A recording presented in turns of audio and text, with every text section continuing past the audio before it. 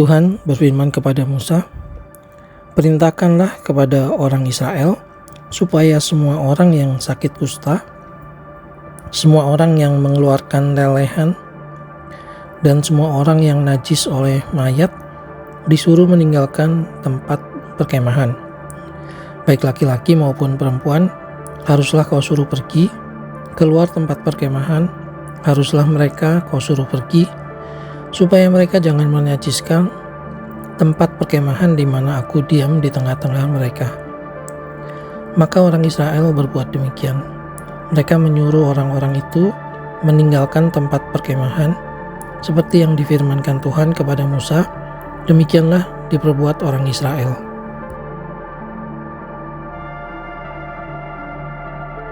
Tuhan berfirman kepada Musa, "Berbicaralah kepada orang Israel, apabila seseorang, laki-laki atau perempuan, melakukan sesuatu dosa terhadap sesamanya manusia, dan oleh karena itu berubah setia terhadap Tuhan, sehingga orang itu menjadi bersalah, maka haruslah ia mengakui dosa yang telah dilakukannya itu, kemudian membayar tebusan sepenuhnya dengan menambah 1/5, lalu menyerahkannya kepada orang terhadap siapa ia bersalah.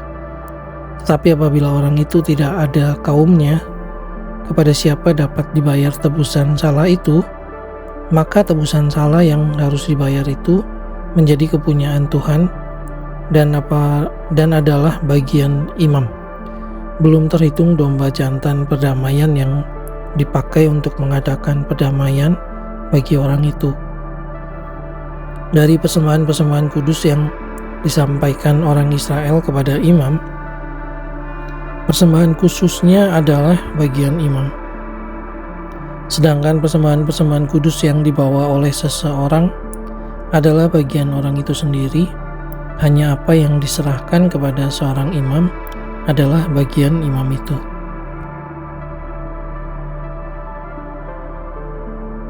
Tuhan berfirman kepada Musa, "Berbicaralah kepada orang Israel dan katakanlah kepada mereka, apabila istri seseorang berbuat serong dan tidak setia terhadap suaminya, dan laki-laki lain tidur dan bersetubuh dengan perempuan itu dengan tidak diketahui suaminya, karena tinggal rahasia bahwa perempuan itu mencemarkan dirinya, tidak ada saksi terhadap dia tidak kedapatan, dan apabila kemudian roh cemburu menguasai suami itu, sehingga ia menjadi cemburu terhadap istrinya, dan perempuan itu memang telah mencemarkan dirinya, atau apabila roh cemburu menguasai suami itu, sehingga ia menjadi cemburu terhadap istrinya, walaupun perempuan itu tidak mencemarkan dirinya, maka haruslah orang itu membawa istrinya kepada imam, dan orang itu harus membawa persembahan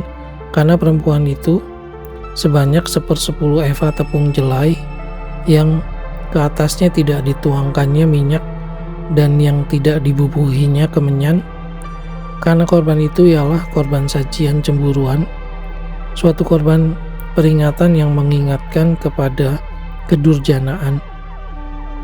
Maka haruslah imam menyuruh perempuan itu mendekat dan menghadapkannya kepada Tuhan. Lalu imam harus membawa air kudus dalam suatu tempayan tanah, kemudian harus memungut debu yang ada di lantai kemah suci dan membubuhnya ke dalam air itu. Apabila imam sudah menghadapkan perempuan itu kepada Tuhan, haruslah ia menguraikan rambut perempuan itu, lalu meletakkan korban peringatan, yakni korban sajian cemburuan, ke atas telapak tangan perempuan itu, sedang di tangan imam haruslah ada air pahit yang mendatangkan kutuk. Maka haruslah imam menyumpah perempuan itu dengan berkata kepadanya, "Jika tidak benar ada laki-laki yang tidur dengan engkau, dan jika tidak engkau berbuat serong kepada kecemaran, padahal engkau di bawah kuasa suamimu, maka luputlah engkau dari air pahit yang mendatangkan kutuk ini. Tetapi jika engkau, padahal engkau di bawah kuasa suamimu, berbuat serong dan mencemarkan dirimu, oleh karena orang lain dari suamimu sendiri bersetubuh dengan engkau, dalam hal ini haruslah imam menyumpah perempuan itu dengan sumpah kutuk, dan haruslah imam berkata kepada perempuan itu, "Maka Tuhan kiranya membuat engkau menjadi sumpah kutuk di tengah-tengah bangsamu, dengan mengempiskan pahamu dan menggembungkan perutmu, sebab air yang mendatangkan kutuk ini akan masuk ke dalam tubuhmu untuk menggembungkan perutmu dan mengempiskan pahamu."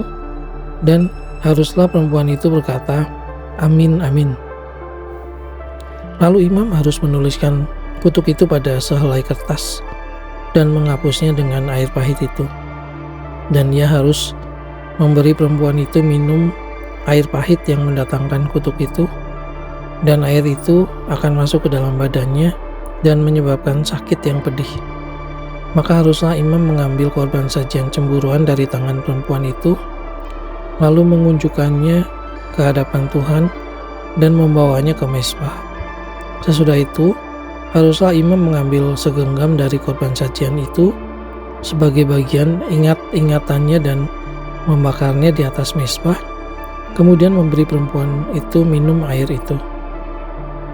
Setelah terjadi demikian, apabila perempuan itu memang mencemarkan dirinya dan berubah setia terhadap suaminya, air yang mendatangkan sumpah serapah itu akan masuk ke badannya dan menyebabkan sakit yang pedih, sehingga perutnya menggembung dan pahanya mengempis, dan perempuan itu akan menjadi sumpah kutuk di antara bangsanya. Tetapi apabila perempuan itu tidak mencemarkan dirinya, melainkan ia suci, maka ia akan bebas dan akan dapat beranak. Itulah hukum tentang perkara cemburuan.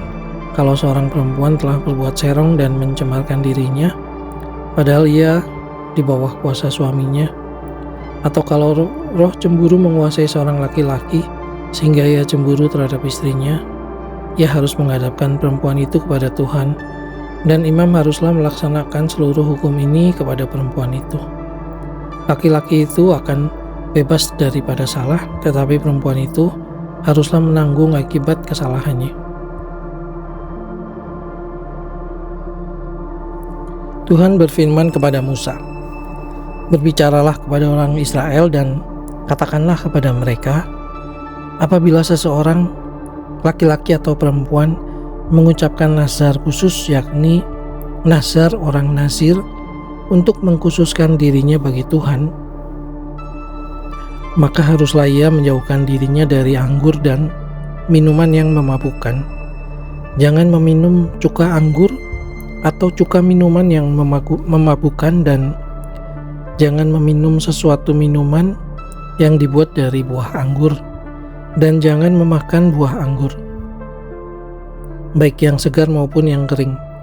Selama waktu kenasirannya, janganlah ia makan sesuatu apapun yang berasal dari pohon anggur, dari bijinya sampai kepada pucuk rantingnya. Selama waktu nazarnya sebagai orang nazir, janganlah pisau cukur lalu di kepalanya sampai genap waktunya ia mengkhususkan dirinya bagi Tuhan. Haruslah ia tetap kudus dan membiarkan rambutnya tumbuh panjang. Selama waktunya ia mengkhususkan dirinya bagi Tuhan, janganlah ia dekat kepada mayat orang, bahkan apabila mati ayahnya atau ibunya, saudaranya laki-laki ataupun saudaranya perempuan. Janganlah ia menajiskan dirinya kepada mereka, sebab tanda kenasiran bagi Allahnya ada di atas kepalanya. Selama waktu kenasirannya ia kudus bagi Tuhan. Tetapi apabila seseorang mati di dekatnya dengan sangat tiba-tiba, sehingga ia menajiskan rambut kenasirannya, maka haruslah ia mencukur rambutnya pada hari pentahirannya, yaitu pada hari yang ke-7 haruslah ia mencukurnya. Pada hari yang ke-8 haruslah ia membawa 2 ekor burung tekukur atau 2 ekor anak burung merpati kepada imam ke pintu kemah pertemuan. Maka haruslah imam mengolah yang seekor menjadi korban penghapus dosa dan yang lain menjadi korban bakaran, dan mengadakan pendamaian bagi dia, oleh karena dia telah berdosa dengan berada dekat mayat. Pada hari itu juga ia harus menguduskan kepalanya. dan mengkhususkan waktu kenasirannya bagi Tuhan. Ia harus membawa seekor domba jantan berumur setahun menjadi korban penebus salah. Hari-hari yang sudah lewat dianggap batal karena rambut kenasirannya telah menjadi najis. Dan inilah hukum tentang seorang nazir. Apabila waktu kenasirannya genap, ia harus dibawa ke pintu kemah pertemuan dan ia harus mempersembahkan sebagai persembahannya kepada Tuhan seekor domba jantan berumur setahun yang tidak bercela untuk korban bakaran dan seekor domba betina berumur setahun yang tidak bercela untuk korban penghapus dosa dan seekor domba jantan yang tidak bercela untuk korban keselamatan, juga sebakul roti yang tidak beragi, yaitu roti bundar dari tepung yang terbaik yang diolah dengan minyak, dan roti tipis yang tidak beragi diolesi dengan minyak, serta dengan korban sajian dan korban-korban curahannya. Lalu haruslah imam membawa semuanya itu ke hadapan Tuhan dengan mengolah korban penghapus dosa dan korban bakarannya. Domba jantan itu haruslah diolahnya sebagai korban keselamatan bagi Tuhan, beserta sebagul roti yang tidak beragi itu. Juga haruslah imam mengolah korban sajian dan korban curahannya. Maka haruslah orang nasir itu mencukur rambut kenasirannya di depan pintu kemah pertemuan, lalu mengambil rambut kenasirannya itu dan melemparkannya ke dalam api yang di bawah korban keselamatan. Imam haruslah mengambil paha depan domba jantan itu sesudah dimasak dan satu roti bundar yang tidak beragi dari dalam bakul dengan satu roti tipis yang tidak beragi, lalu meletakkannya ke atas telapak tangan orang nazir itu setelah orang itu mencukur rambut kenasirannya. Kemudian haruslah imam mengunjukkan semuanya itu ke hadapan Tuhan sebagai persembahan unjukan. Semuanya itu menjadi bagian kudus bagi imam, beserta dada persembahan unjukan dan beserta paha persembahan khusus. Sesudah itu barulah boleh orang nazir itu minum anggur. Itulah hukum tentang orang nazir yang menazarkan persembahannya kepada Tuhan berdasarkan kenazirannya. Belum dihitung apa yang ia mampu mempersembahkan di samping itu, sesuai dengan bunyi nazar yang diikrarkannya. Demikianlah harus dilakukannya berdasarkan hukum tentang kenaziran. Tuhan berfirman kepada Musa, "Berbicaralah kepada Harun dan anak-anaknya. Beginilah harus kamu memberkati orang Israel. Katakanlah kepada mereka, Tuhan memberkati engkau dan melindungi engkau. Tuhan menyinari engkau dengan wajahnya dan memberi engkau kasih karunia. Tuhan menghadapkan wajahnya kepadamu dan memberi engkau damai sejahtera. Demikianlah harus mereka meletakkan namaku atas orang Israel, maka aku akan memberkati mereka."